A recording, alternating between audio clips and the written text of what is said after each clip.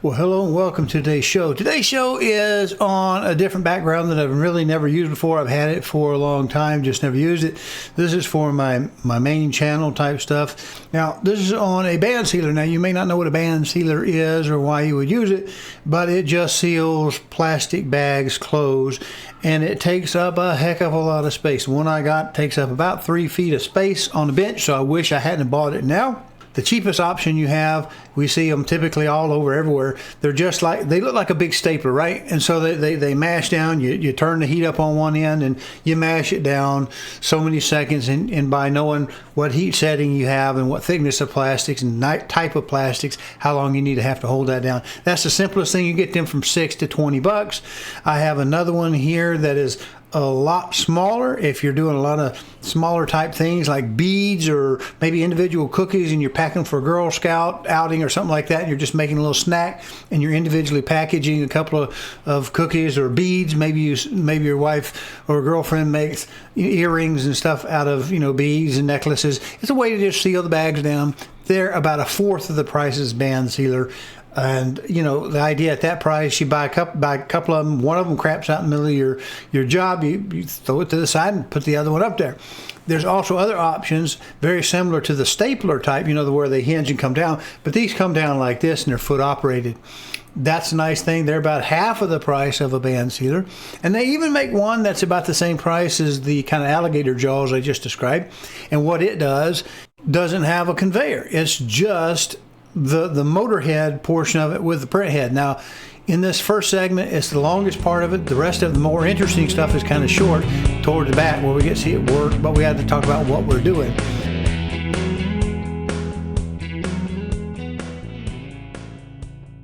I decided to modify this thing, put a timer circuit on it so that it would run and cool down naturally.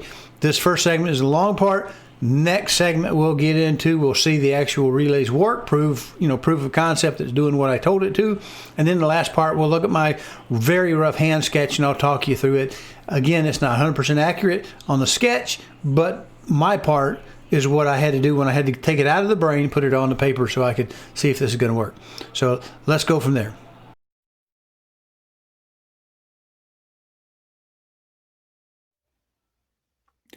Well, I hadn't really intended to do a video on this subject. We're going to do one because it might help someone. Who knows, you might have a little cookie operation going on and whatnot. This is a pretty typical Chinese-made band sealer, and we have a certain number of parts you see over there in the cigar boxes. We have the belts. These are on the end by the roller. Then we have the ribbons, which are also kind of flat belts.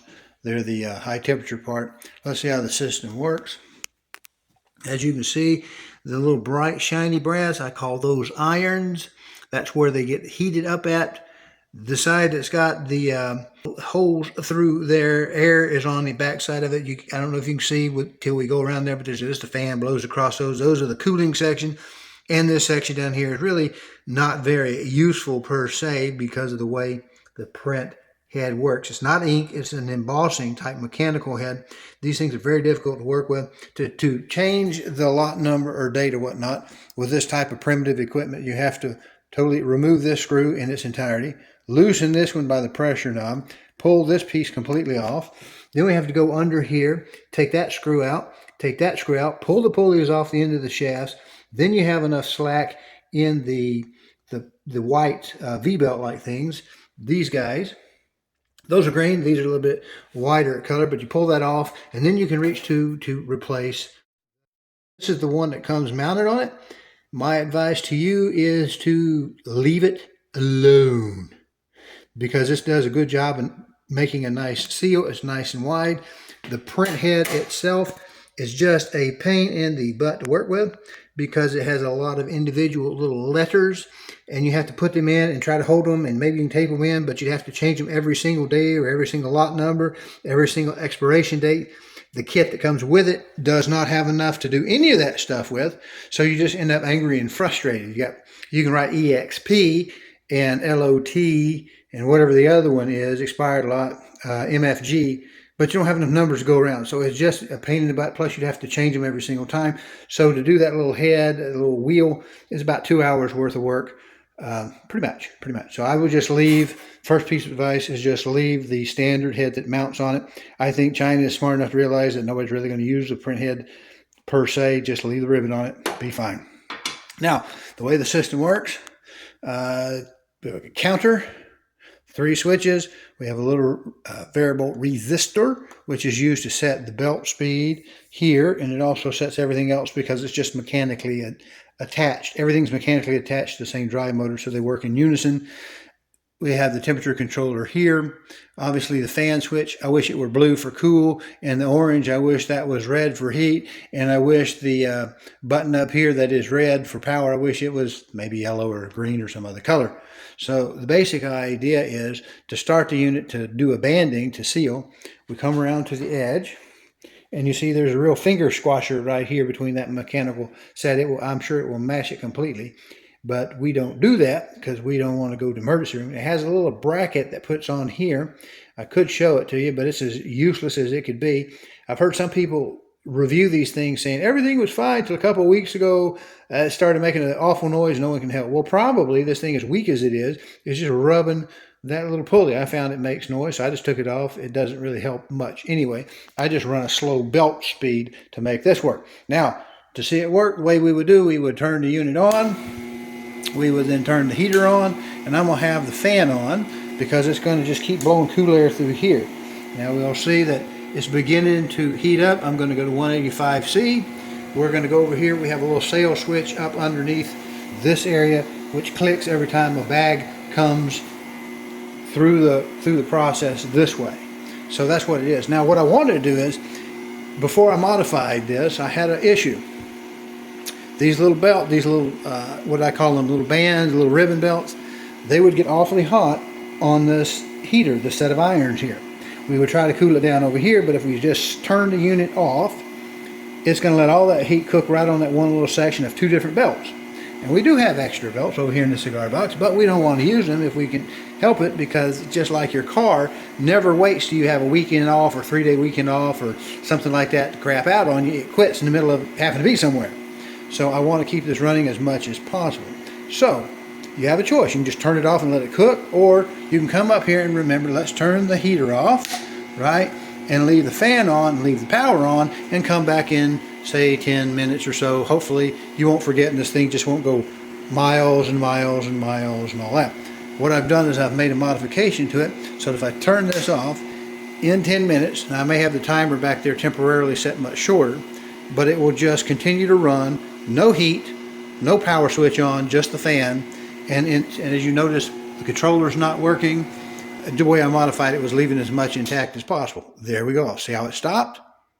You hear how it stopped? So that would be the effectiveness of a cool down cycle, and I don't have to worry about it or fiddle with it. So if you're interested in this, I'll show you how I modified the circuit, and maybe if you like this content, please go to calldeltosell.com, find the tab that says on YouTube, click it, and it'll open up a page of QR codes. There you can use a smartphone to scan and get to the YouTube page, or you can just mouse over and click it on a PC.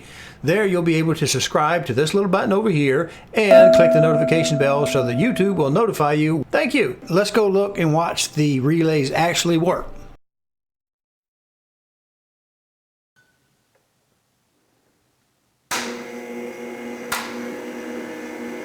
Now we have the heat running, we have the power on. We're going to pretend that we're at end of cycle, turn it off. Turn off the heat. You see relay number 1 goes dark, which fires the timer. You see the rightmost light come on. We're going to turn off the power. That's when we don't need it anymore, because we have relay number 2, which is the left relay. We have it latched on for the duration of the cool down cycle. When the cool down cycle ends, you'll see the left light on the H3Y come on, and you'll hear the machine stop. Now these timers are not true Omrons, and they're not very expensive, and they're also not very good, but they'll do okay for this. Because if you're looking at $9 or $10 versus $100, anywhere from $60 to $120 a timer, I can live with a little inaccuracy. I'm not doing anything except just turning the belt off once I have cooled down, which I figured is about 10 minutes. 8 minutes would do just about as well. All right, now this is not a schematic for this thing by any means. It's just something that I started penciling out when I wanted to make sure I had the right contacts, the right logic, that sort of thing, see how much it would have. Had to relocate one of the built-in pieces. I really didn't touch that much, just turned it sideways and put it on a piece of DIN rail, mounted the other 3 relays. And this is how I got it out of the brain, onto the page, and into the box. So let's take a look at this next talk-through section here where we look at the hand sketch. Now let's look at the left panel. And here we have the left panel. Just to remember what we had, we called this device right here the factory device. This is what's in the machine, and it was held down by 2 screws. In fact, I recycled them here and here. And I used what is called DIN rail, a little piece of DIN rail, and I had to cut it out of a longer piece because I see a lot of combos where you get a little piece of DIN rail and then 2 relays, but they're only long enough for 2 relays, and I have 4 across here. This is an octagon base right here. It's like an old tube type, although I don't know anybody calls them tube types anymore. But this has an old octagon base to it, that this multifunction device that's made just for this device and others like it. Then we have a relay, a control relay number 1, and a control relay number 2, and a timer in the middle. And this timer is an H3Y, and it's a 110 volt coil. All these are 110 volt coils because we're in America. And this has a 10-minute maximum time. So that's where we have it. Now let's go back and look at this other screen, and we'll look at the hand sketch. All right, now here's the wiring diagram. I got my mouse showing up on the screen. Now it's a little rough. It wasn't ever intended to be released, but I thought, well, you can see how the thought process works this way. And here we have the blue wire and the red wire coming in off the side of the box where we plug in the external cord. And because this is Chinese, not American right here, I don't really know which one is which without putting a voltmeter to it. So I checked ground to blue and got voltage, and I went ground to red and got nothing, or essentially nothing, which means that's the neutral. Now, it is illegal in the United States to disconnect and switch a circuit based on the return line or the neutral line, because that would pass hot wire and power through all of the machine, and the only thing that would be breaking is the path back to ground, which can be a human being, which we don't want that. It is, however, legal to break both of them. When can you break a neutral? Only if you break all of the hot wires. So here, that's where we are. So looking back at this left panel, we see the relays as we have it set up. I didn't want to change anything on the original. I don't really have a wiring diagram. I'm guessing what's in here. Obviously, we have the resistive control that works that little, either that FET back here that's hidden in this box somewhere, or it's a triac where we can change the gate voltage, but that's how we get our variable voltage. But it also appears to have a couple of other devices in here, maybe a bridge, and we have some relays. And one of the things you see taken off here is the motor wire. So we know that when we fire this up, before we modified it, that's what turns on the motor.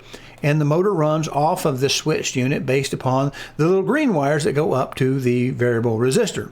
And we know we have power going down to it. Now, I could have taken off of that. We see the purple wires. The purple wires go over to the counter, so we know we've got power in here. Well, we're just not going to mess with this, but we want to think about it in terms of this picture right here and the operation. How is it going to work? Go back to the little sketch. If I just leave it on, these contacts that I have right here do absolutely nothing, right? If this is on, we're passing power, doesn't matter what these do. If this is off, it's off. So I have to have some way of putting power from this side of the switch to the load side of the switch, because that load side of the switch goes to the heat switch and goes to the cooling fan switch. It also comes down here somewhere in that octagon base, that tube base type device down there. And I don't want to mess with any of this part. And I'm really not messing with any of the inherent circuitry as it's built. But if I looked at the device, I see that the cooling switch is nothing more than power going to a fan. All right, it may not actually tap off where I show you, but it's the AC power going across a switch, like a light switch, that rocker switch, to turn the little fan on. And we know that our heat switch does the same thing, and it turns on the controller, the heater controller. And it actually turns it on by turning this stuff on down here. But however it's done off the base of this, I don't really care. I just need to know when the heat switch is on, it's turning on a relay. Now let's go back to that left-hand side again. So here we are. We have the unit running. This is the first stage of it. We now have the unit running. The heat switch is on. We see that little red light. That tells me that the heaters are working. There are two of them, one in each iron, and it's running right there. As soon as we turn the heat switch off, we go to that next stage. This turns off and it starts a timer because we are powering the timer and it's starting its sequence based upon whenever we turn the power off. Well, how are we turning the power off? We're turning this thing on. Well, let's go back to that little sketch. The terminology that we often use, you'll see, this is normally called a normally open contact, and it's depicted by having a gap in between here, right? So this is a contact, this is a contact. It's a double pole because we have two of them, right? And they look like this down here. The relays look like this. This configuration is called a form C, meaning that you have a common and you have one normally closed and one normally open. And the normally closed is indicated by that little slash through it. So I know I won't ever power past the power switch unless I'm pulling magnetically that coil of relay number 2, because that's when I close these contacts. If I never turn the switch off, it doesn't matter what this stuff does, it's just going to pass straight through as a normal operation. But if I turn off the heat, right, I want to leave the fan running, and I want the motor to keep turning the little conveyor belt so I don't burn the belt. All right, so when this switch opens up, there's no more power going through that coil, and it relaxes. Well, how do I control the timer? And what does the timer do? Well, we go back to that screenshot over here. We see the timer is on, and this is off. So T1 is on, R1 is off. So that means I need the normally closed contact from R1 to turn on the timer. Go back once more to the drawing. All right, there's a little sketch over here. Now, when I look at this sketch, I see there's my coil, and it's across 13 and 14, and we can see 13 and 14, and down here in the sketch it says from the heat switch, the load side. This is the load side, this is the line side. So I'm pulling off of the load side of that switch to feed R1. So as long as that switch is on and we're heating, R1 is energized right here. That gives us that red light. Well, I'm going across 9 and 1. Obviously, that's my switch contacts. Go down here, 9 and 1. That tells me I'm using that normally closed. So when I'm not energizing R1, it relaxes, and 1 and 9 operate as a switch. So that feeds the timer, and we see it coming off of, if we chase the wire down, we got a black wire coming in, or in this case it's blue. I wired it actually in black because I had more black wire than blue wire, and it comes around here from 12, and it's all the same wire, and we come right around here, and we roll around here, and we come up to one side, which would be number 1 down here, and they jump over to number 1 on the timer. Same thing, they got exactly the same pin outs. So I'm taking power in on 1, and I'm taking it off of 9. So when we turn off R1, we're passing power to this right here, to the number 9. It comes right around here, and number 9 then feeds 14 of the timer. And if we look at the timer, that's what I've got drawn out over here. So that when I turn off the heat switch, I turn off R1, and I turn on the timer. How does the timer work? Well, it's about the most simple timer that you can find. It's down here. I got a little picture of it. So this represents power. When I turn power on, it stays on. And the output on the normally closed contact stays relaxed until we time out of that time period that I have set for 10 minutes. At the end of 10 minutes, it latches that relay, and it turns off the normally closed by turning on the normally open. And it stays in that condition the whole time. Look back at this picture over here. So when this one relaxed, because we turned the heat switch off, we turned on the timer, and the timer's power indicator shows that we have power. And it stays here until the end of that time period, in which case you'll see this light come on, which is the output. And that light is also a normally closed, or a not. So it is not timer, turns off the relay number 2. Let's go look, see how that works. Back over to the diagram. Let me get my mouse in the right page. Click that. So when this goes dead, it relaxes the normally closed contact, which passes power to the timer. The timer now keeps this output on its 1 to 9 closed until the end of the time period that we see right here. It keeps it closed for this time period. What are we doing with the power we're passing through here? We go right up this wire into 14, which happens to be this wire on R2. We chase it right around here. Okay, it's the number 9 wire, comes into number 14, or the coil on relay 2, or that leftmost relay, and the other side just goes back to neutral. Now what else are we doing up here? When relay 2 closes, it closes these contacts. So as soon as we turn off that switch, timer turns on and it automatically starts that time period, but it latches these 2 contacts closed, bypassing that switch. So we just have to remember, turn this one off first, the heat switch off first, then we turn off the power switch, and this is totally in control. The second relay is totally in control of running the device because we didn't change any of the normal wiring. Go back to that other screen. So here we're not timed out yet, so we haven't turned on the output. So this being turned on and that not being turned off, right at this point leaves R2 operating. Now let me move that one out of the way, and now we see when the timer times out. This is off because we have no heat switch. This turns on power. It timed out. The relay times up, which actually cut the power to relay number 2, and we turned off the unit. Does that make sense? Here we are again. Turn the heat switch off, which drops the power to R1. This relay's light goes out. It fires the timer, turning that right light on. That's how we know that the timer's powered. It starts this time frame right here. And so the output time does not change until time is expired, in which case it latches. Normally closed opens because it's magnetically pulled down, and then the normally open turns on. So right here I have the normally closed. So as soon as we turn it off, power is running through this, running through R2, latching this relay. The light comes on, which closes these contacts. Once they're closed, I can then open that switch, and it's very, very fast. So I just have to do this one first, then that one. And at the end of that time period, it cuts off. So does that make sense to you? It's very simple.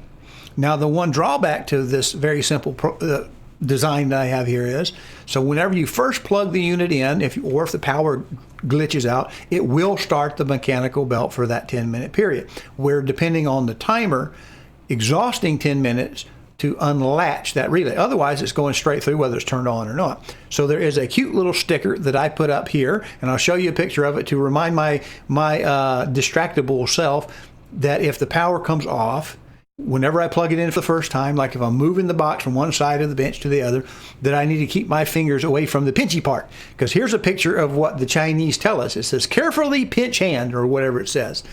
And we actually want to carefully not pinch the hand. So I'll probably make me another one just because I can and put it on the side of the unit.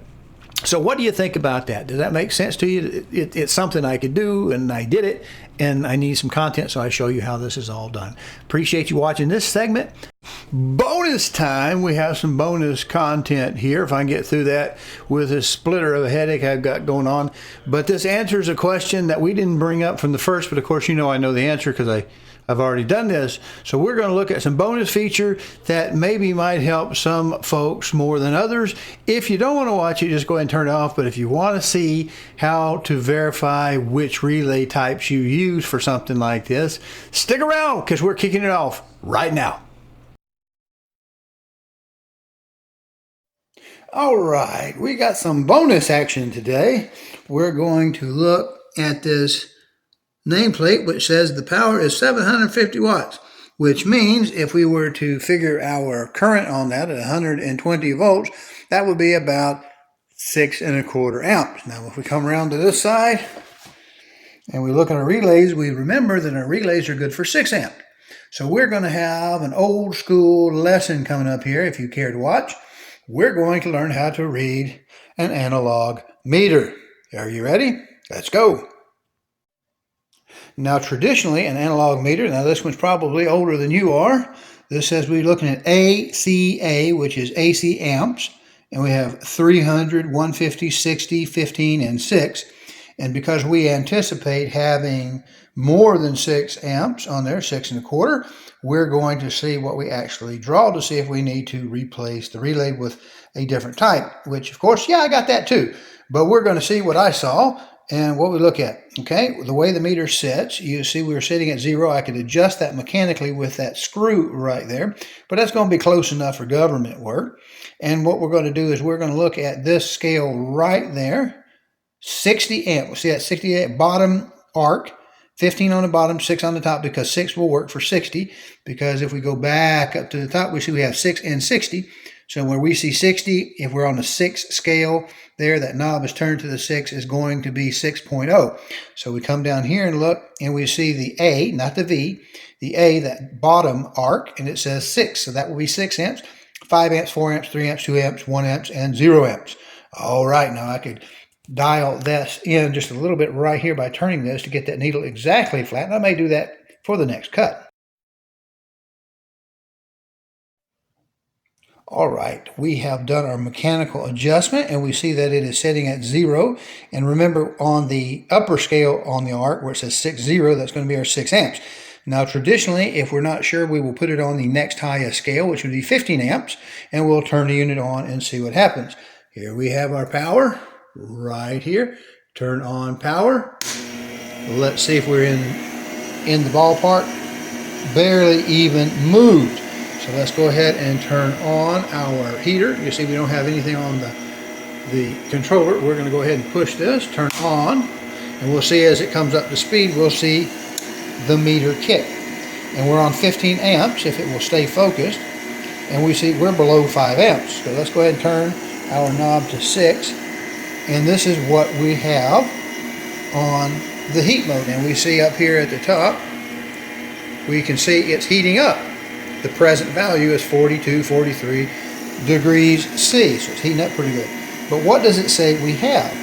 Now this is going through this relay because we're also going through this relay and the switch simultaneously. Now if I turn the switch off, we'll have all of our current going through this little black pair of wires right here. So what we want to do is give that a shot and watch the meter down here, because now we're going to have the switch turned off, so the only path to power the machine is going to be through the relay contacts, and we want to see no more than 6 amps. So let's go down and see what we got. We're less than 4 amps.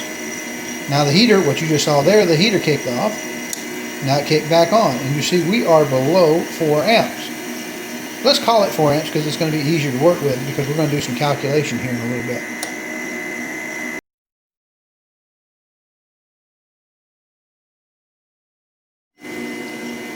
Now I'm doing this video on the day later, in the middle of the day when there's not many people pulling power out here in the country, and we can see we're right at 4 amps, just a little bit below.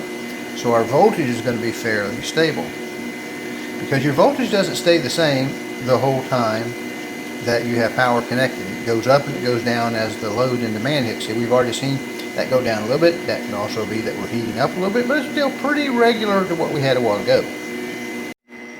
Well, here I have the island that the sealer is sitting on, and I have probes in the bottom receptacle of the duplex. We have a digital meter. Now these are easier to read. We have the heat on, and we're at 119.6 volt. We'll listen for it to kick off.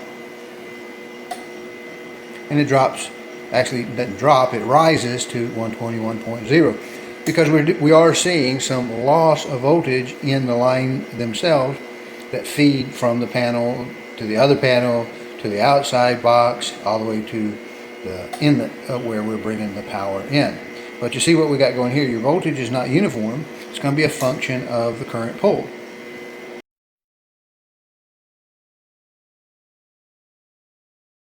Now let's look at this one last time. We see what we've done here. We're actually running the heater with the heat switch,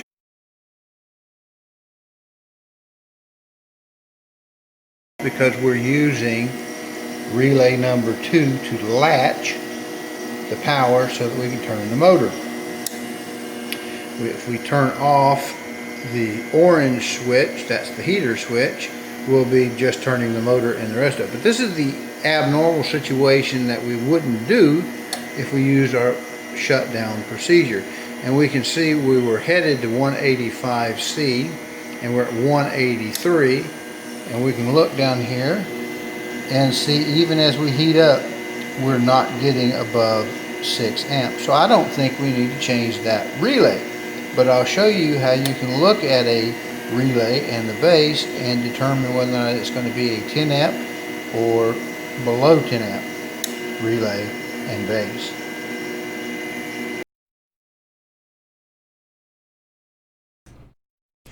Well, all right. If you made it this far into this particular video, you must have actually been interested in how control relays work and this kind of stuff goes. Now, it ended up a lot longer than I wanted, about twice as long, and I really could have made this into a second video. But I can't always be sure if people saw the second video. It may just come up because of an algorithm or something like that. Providing that you click like and subscribe to all this stuff, hit the notification bell, and you'll see the new videos when they come out. And I also thought it would be good if you saw it all at the same day before you went too far, because it might have an effect on your relay selection, because we go through and try to get it some abnormal situations just to make sure we've thought of everything. Plus, I thought some of you may never have seen an analog meter. It might be good for that as well, so I just packed it in one gigantic long video. The choice is always yours whether or not you want to watch, but if you will, it really does help if you'll like the channel and subscribe to it, hit the notification bell, that kind of thing. So let's get to what we had, because we asked the question, how do you know if your relays are suitable for either the 6 amp smaller output or are able to do the 10 amp? Well, let's look. Here we go. Well, you can look at the devices right there, and if you have the devices, I've got this so you can notice something particular about it. But basically, it's written on the relay, so you can always read the relay and see what its voltage is, what its pinouts are, and that sort of good jazz. But you'll notice something in this picture. This one is the 10 amp setup. This one is the 6 amp setup, and you'll notice something right here on the coil connection. These are vertical, these are horizontal, and I don't know if it's just smaller because this is 6 amp and this is 10 amp, so we have bigger contacts. But one thing you'll be certain to find is on the coil on a 10 amp relay, like an iDeck that I would prefer to use, you'll find it sitting vertical and the other's horizontal. The contacts are horizontal. And the difference is the quality of a good iDeck relay. An iDeck relay with an LED in it, you're probably going to find for 20 bucks a piece just for the relay without the base to go with it. And you have to get the matching base, as you see here. This is sold as an Omron, and it's only $5 for the relay and about $5 for the socket here, the DIN rail socket. And this together runs only about 10 bucks, where you're talking probably 30 bucks or so for a good quality iDeck. There are some off-brands, some other brands that I don't recognize, made in China, and they're significantly cheaper, but they're still more expensive than the 6 amp jobs. If you'll read the reviews and see what people say, sometimes they say the contacts don't hold up, or maybe they burned them, or maybe they have something a little bit wrong in their relay logic, and so they're chattering a little bit. Can't always tell. But a good iDeck relay, you'll notice they'll be yellow, and you'll pay for it. And just like the relay that we had, that we talked about as far as the genuine Omron quality type of timer that's going to work all the way down in the low section of the dial, good quality timer is probably going to be about 114, 120 bucks. Now you might find some for 60 or 80 bucks. I don't know if that got that much markup in them or not, but it is what it is. And you take a risk anytime you don't buy from a reputable source. If you're buying off Amazon or one of the Chinese websites, you may not get a genuine article, although it looks like it.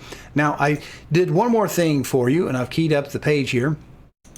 What I've done is resketched the original working drawing a little bit. It's a little crooked and that kind of thing, but it's just a little bit better version, because I want to point out this stuff is how the original unit was wired, with the exception of this guy put in here. This is, again, the octagon base and where the wires go. This is a pot or a variable resistor. The drive unit comes off of 5 and 6. The counter has a switch. I actually show it with 2 wires. We see down here it actually has 3, but as far as I can tell, we're really only using the VCC and OP for operational. Ground, I'm not really sure what it does, but we have this pretty well much exactly like the wires run, and that's why it's a little more messy looking, but it helps understand how they actually go within the system. And all I did is add my control circuitry over here, and of course this relay right here. So I can tell I did not disrupt any of the original design. I just kind of piggybacked on them. Here we still have our wiring as it was done. I just made a little note of how the timer was connected. The relays that I had shown you were top view down, so I wanted to point out that this is where the LED is in this corner, because typically when you look at a relay and you flip it over, the relay looking at it like we saw in that first picture is actually how you would read those terminals. in the wiring diagram. I actually had it flipped the other way around based upon the bases, because I'm planning on plugging it directly in and I want to go from there to the other. Now they're mirrored on each side, so it really shouldn't matter, except for the fact if you're crossing your signals on your switches, that could be a problem. Let's look at that one more time.